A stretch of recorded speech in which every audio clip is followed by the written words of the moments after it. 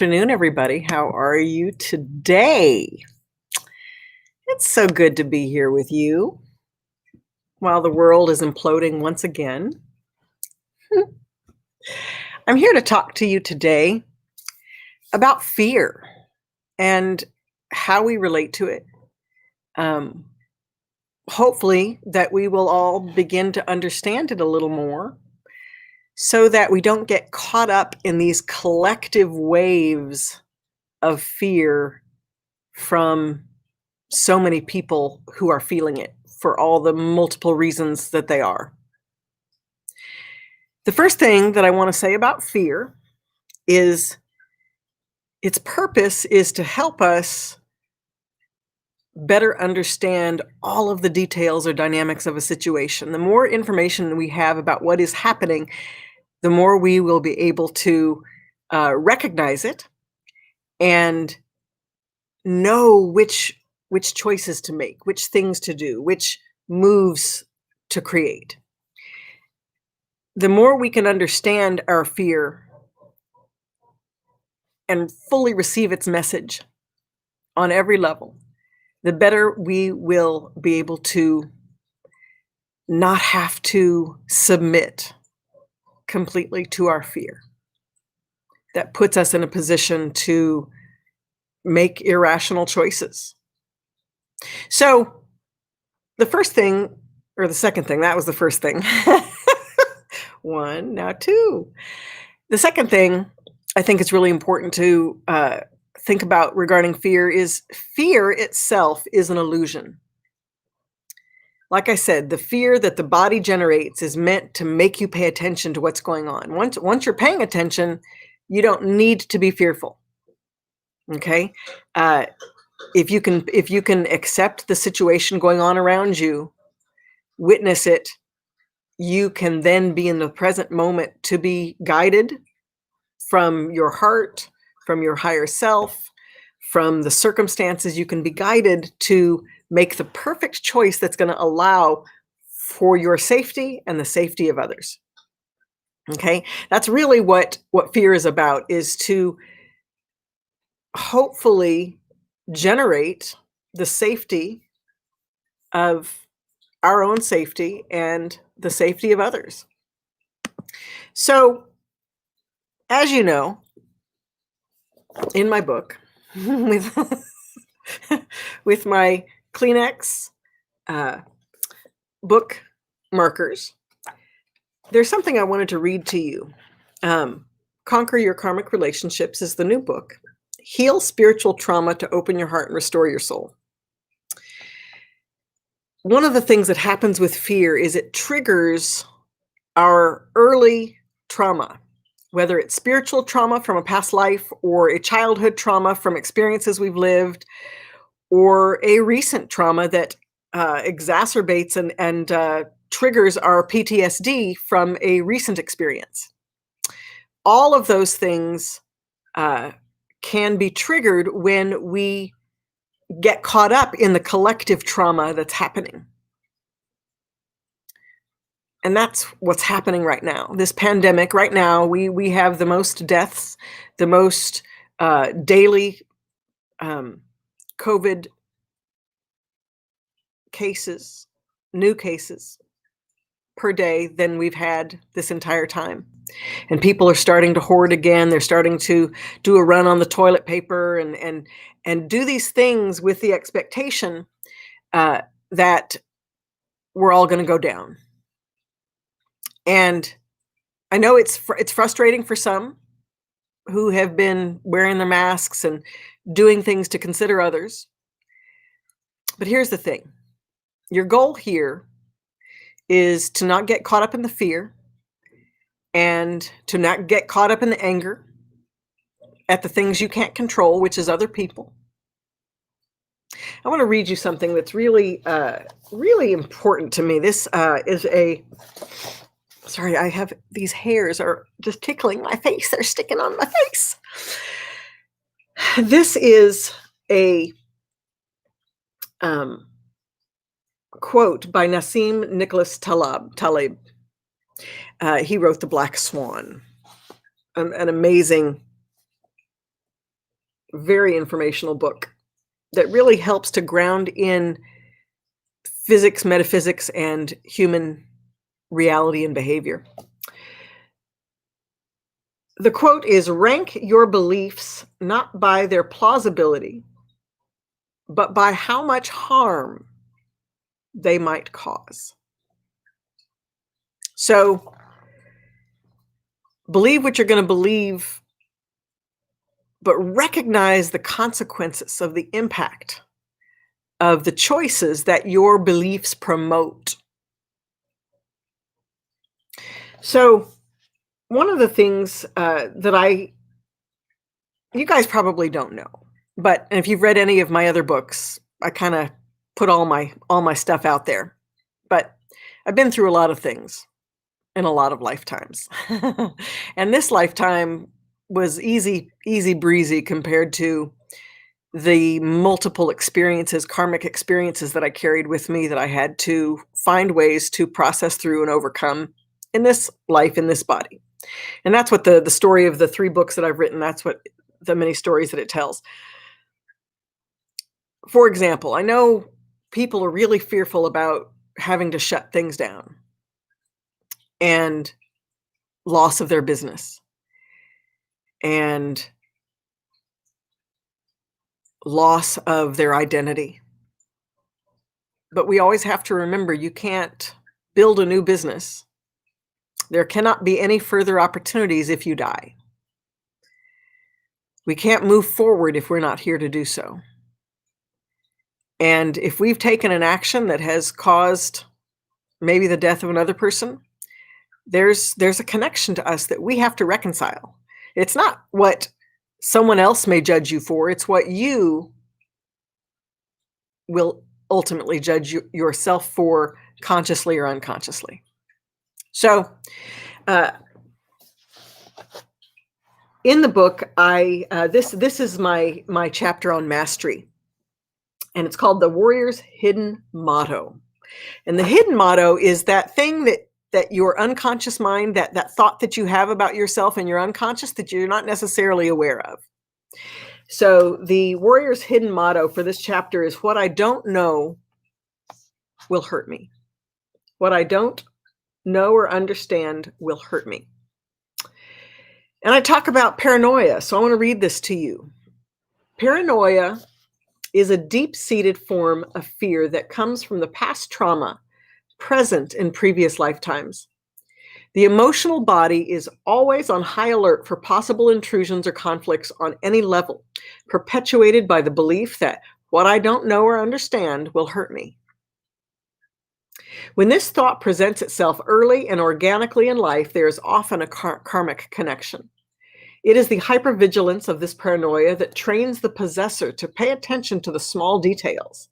It is this detail which becomes the beginning of conscious, spiritual, intuitive, empathetic, and development. Cultivating strength, then, becomes the focus of your paranoia. Oh, hold one moment. Hold one moment. Got to plug in to make sure we don't. There we go. Sorry about that. Okay. So, cultivating strength then becomes the focus of paranoia. What is this strength and how do you nurture it? It's really interesting that your paranoia is there for you to cultivate strength. And everything that's going on right now on the planet is here so that we collectively level up our ability to have integrity and strength. First, we'll start with what it's not. Okay? What is strength and how do you nurture it? And first, we're going to start with what it's not. Strength is not intimidation, bullying, shouting, roaring, or any other sort of manipulation within a situation. True strength is quiet, deliberate, firm, and considerate of everyone participating in the dynamic. It takes time to cultivate your ability to master your reactions, balancing out any fear-based responses to occurrences for which you are unfamiliar. It is essential to experience some fear and anxiety as a part of learning new things. It's the mechanism that promotes focus. However, once you accept that everything in the world is built using a blueprint or process, you can learn to walk through fear with awareness.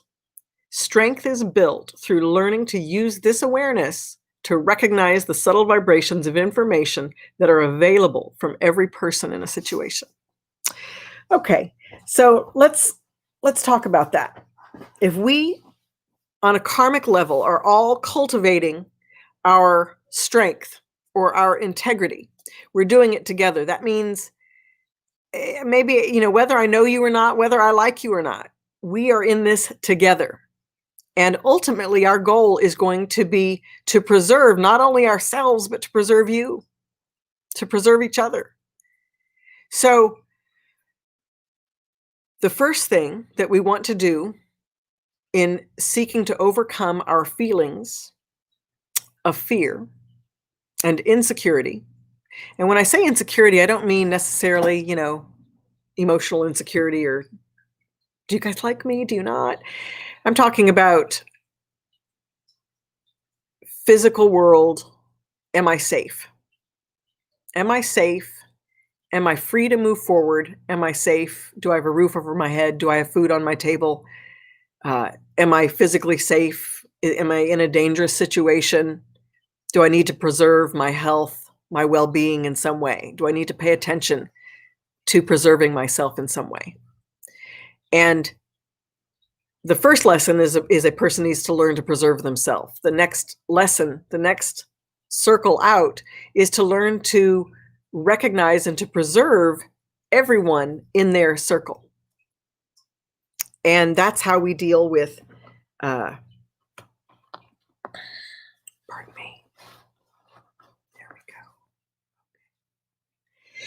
go. That's how we learn to acknowledge and become in flow with the universe. So the first thing that you want to do if you are fearful of something is to challenge that fear. First, awareness is the first step to recognizing what your fear is and where it comes from. So if you're feeling a lot of fear right now, recognize that you're not the only one. There is a collective energy of fear. There's also a collective energy of anger, right? Because a lot of people are beginning to take irrational actions. I mean, the only person out there that needs to be buying, 100 rolls of toilet paper at one time is someone who literally has 10 people or more in their household. The rest of us probably don't need to be doing that. So that's the first step that you can take. Ease up on buying the TP, people. Face that fear.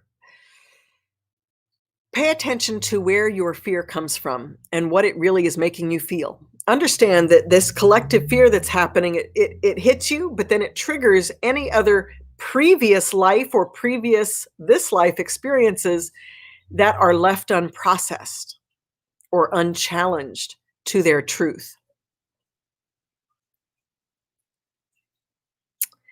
Thank you, Mark. I appreciate Mark says he bought the rainbow deck. That's wonderful. Thank you. So these broadcasts are so much fun because pretty shiny things. Oh, somebody talked. Woo-hoo. But it's a challenge for me. This is my challenge to stay focused on what I'm talking about. So, like I said, your first thing is to focus on what is the fear? What is your relationship to the collective? How is there an agreement? How is there an agreement between you and the collective? Because if you have 10 people around you feeling fear and you weren't feeling fear until you came into contact with them, there's something that connects the two of you ideologically, emotionally, spiritually. There's a connection. And so when you can look at what that connection is, then you can begin to challenge that connection. Your first thing is to ask, am I safe? Am I going to survive this? Do I need, like, if I don't ever leave the house, I'm going to survive this. That's for starters, right? I understand a lot of people don't want to boil it down to that base level, but the truth is we do that every day. It's fine. We do that every single day, is we boil it down to our lowest common denominator, our biggest fear, our uh, the thing that we want to avoid.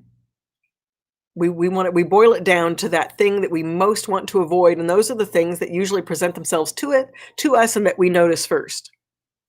So be willing to get a little piece of paper and jot down some of when you feel triggered, what it is that's triggering you and why. And then follow that line of energy back until you get to where you can go no further. Maybe it's to your childhood, maybe it's to a past life. There's something that we call an active imagination, and I think I'm gonna do an active imagination. Um, I'm not sure when. I don't know that noontime is the best time to do an active imagination, but maybe if we go into quarantine, I'm definitely going to do that, because this is an active imagination is when you sit and you ground yourself, you get a piece of paper and a pad, a pen and a pad of paper, and then you ask yourself questions, and you take a deep breath, and you just receive the answer. Whatever yourself tells you, write it down, and you just do that over and over again until you have a story there. You have a whole bunch of new information, and then you sit it aside for a few hours, and then you go back and look at it. It's a way of accessing the unconscious self to tell the conscious self what is going on, what is the deeper elements of the emotion that's being felt. Okay?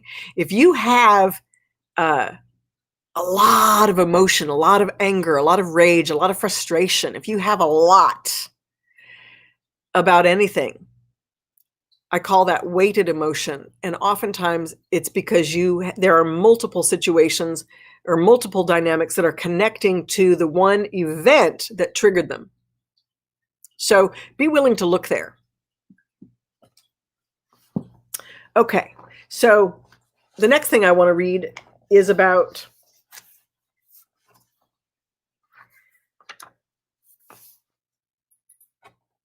well, first of all, is the Slayer's dilemma is healed through viewing the world with an open heart.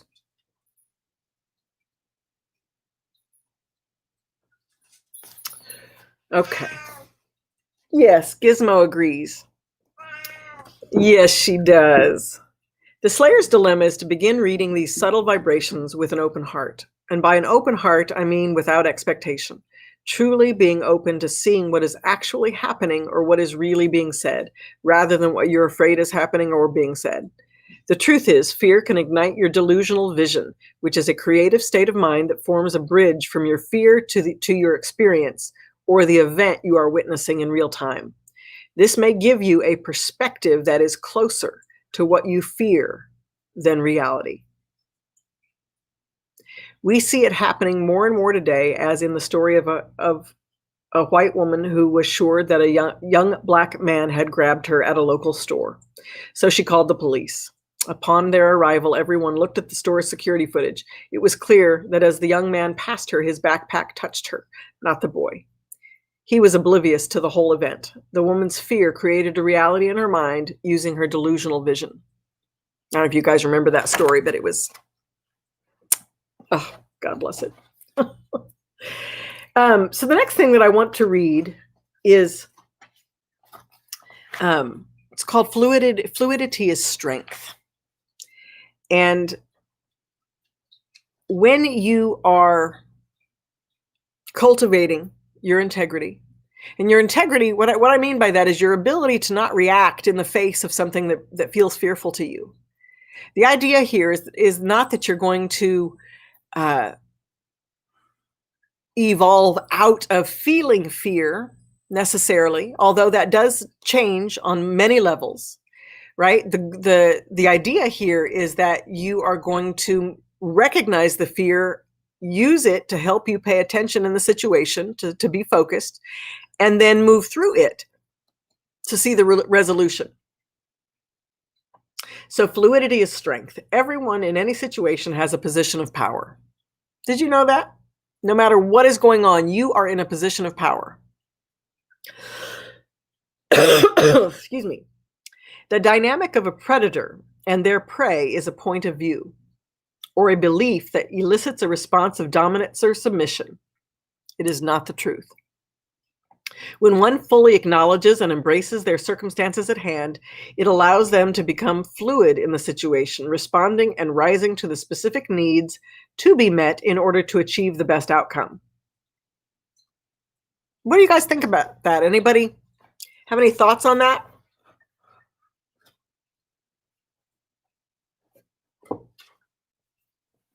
That the more you pay attention in a situation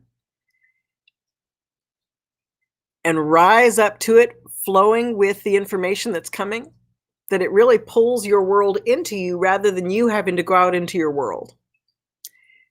You don't have to go out and raise up to what other people are doing. If you will hold your integrity, stay focused, and ask for the highest and best information in the situation, it will make itself known to you. And it will begin to make the changes. Or better yet, I should say your vision.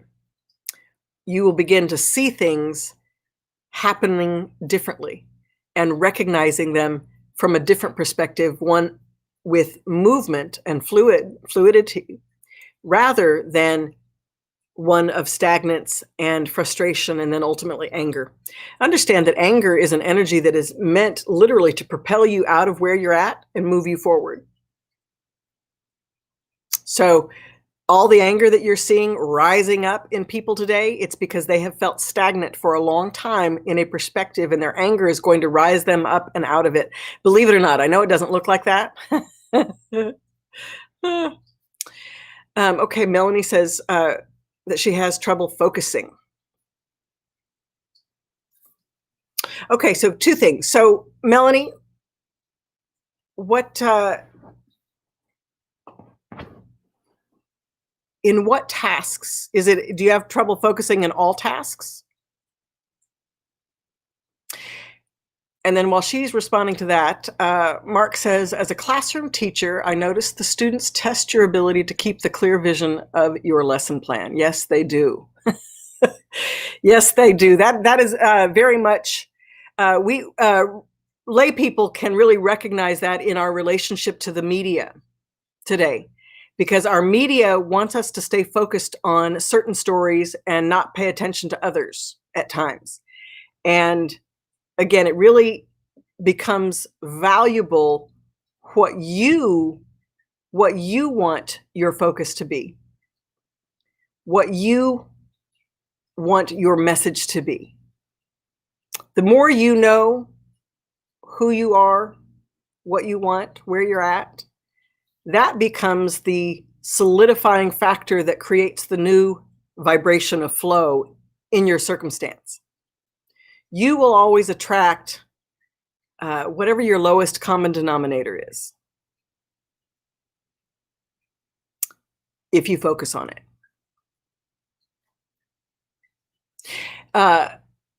So Melanie says that her focus pretty much all the time. I hear you. Well, so there can be many, many reasons that you can't focus, but oftentimes we have a tendency, if we are ungrieved, like if just emotionally speaking, if it's not biological, if it's not chemical in the body, if your nutrition is balanced at any given time, because all of those are factors in our ability to focus in our brain capacity. But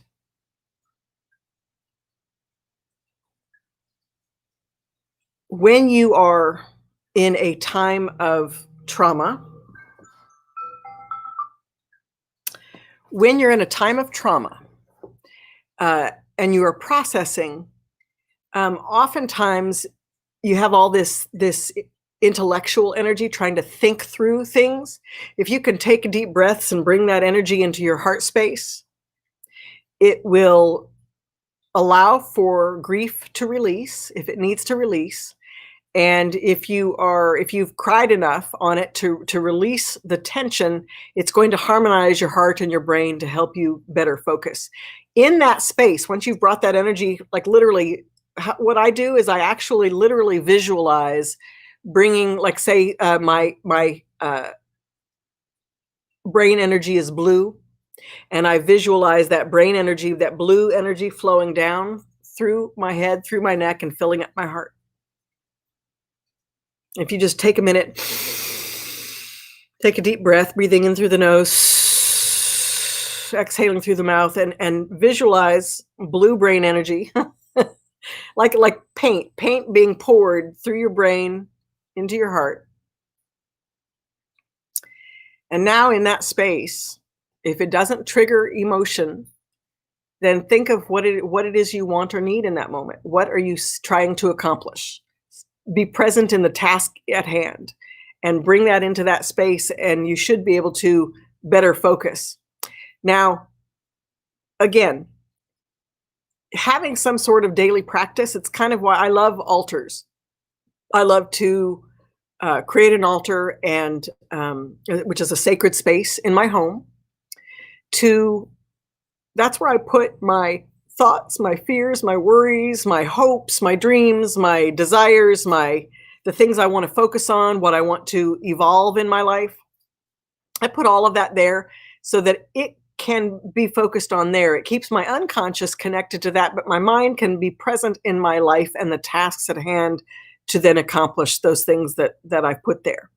So working with an altar every day, doing candle work, lighting a candle with an intention, taking deep breaths, doing 4 breaths before bed and when you first awake in the morning, to really bring new energy and new life to the physical body, is going to have help with focusing and overcoming the anxiety of fear and frustration.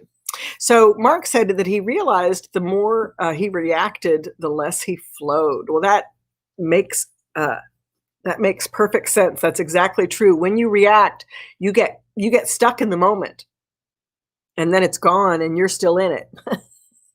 So that's a wonderful acknowledgement. So does anybody have any questions?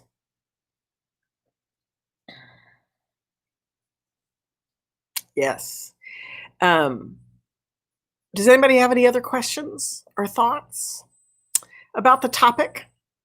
So as you know, I bring these topics to you, first of all, because they are what's on the menu right now, people. We need to start paying attention to these things. We need to start recognize them, being able to talk about them, and not being afraid of them, not resisting them, because as you know, what you resist persists, and this is going to persist. The more people make wearing a mask about their freedom, the more they resist the shutdown, the more it's going to come, because we are in this position because we didn't do it right the first time. Bottom line.